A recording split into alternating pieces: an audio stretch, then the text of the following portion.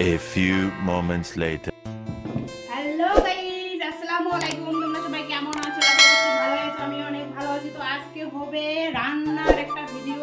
তো দেখতে পাচ্ছ এখানে হচ্ছে আমি অর্ধেক পাতা নিয়েছি, মনে হয় গাছের পাতা, কিন্তু না, এগুলো হচ্ছে বনপাতাড়ির পাতা। এটা হচ্ছে বনপাতাড়ির পাতা। এটা হচ্ছে মানে যার ভিতরে ভিতরে জ্বর থাকে, এটা খেলে নাকি ভালো হয়। তার জন্য আজকে আমি দেখো বনপাতাড়ির পাতার বড়া করব। তো কি করে করব, তো ফার্স্ট থেকে লাস্ট পর্যন্ত ভিডিওটা কন্টিনিউ দেখতে থাকো আর বাড়িতে ট্রাই করে খেয়ে দেখো, আপনাদের ঝিমুনার জ্বর শেষ হয়ে যাবে।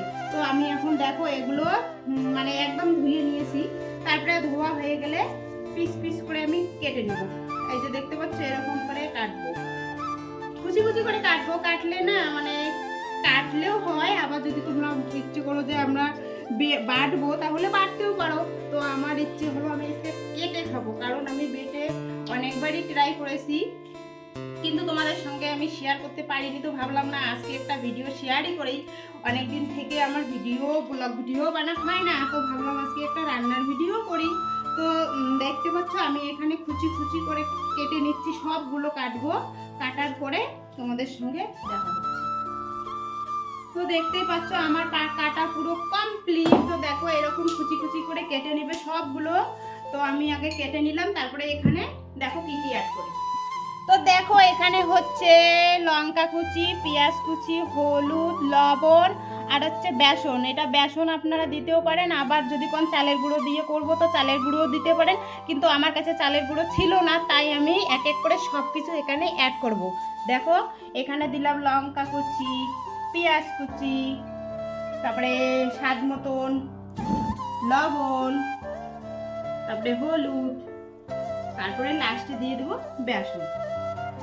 তো বেসনটা দিলে কি হয় জানো, মুচমুচেটা বেশি হয়, খেতে অনেক ভালো লাগে, তাই আমি বেসনটাই মানে অ্যাড করলাম। আমার কাছে চালের গুঁড়ি ছিল না। তারপরে হাত দিয়ে আস্তে আস্তে আগে মেখে নেবেন।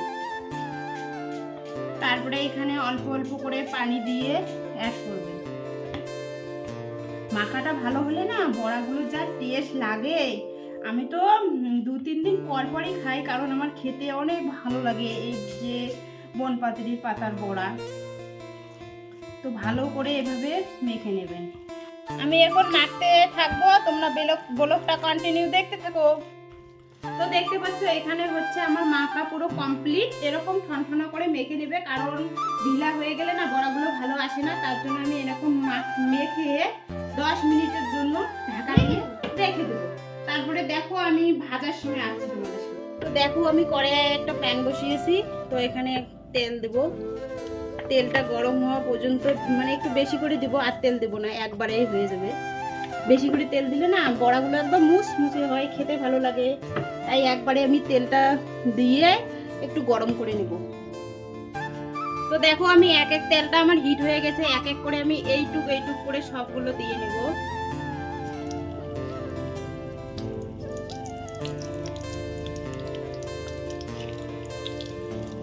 বেশি হিট করব না, কারণ হচ্ছে পুড়ে যাবে, ওই জন্য আমি অল্প হিটে সবগুলো দিয়ে দিব। ওখানে সবগুলো মানে কি যতগুলো ধরবে ততগুলো দিব, পরে আবার তেল থাকবে, ওই তেলে আবার ভেজে নেব।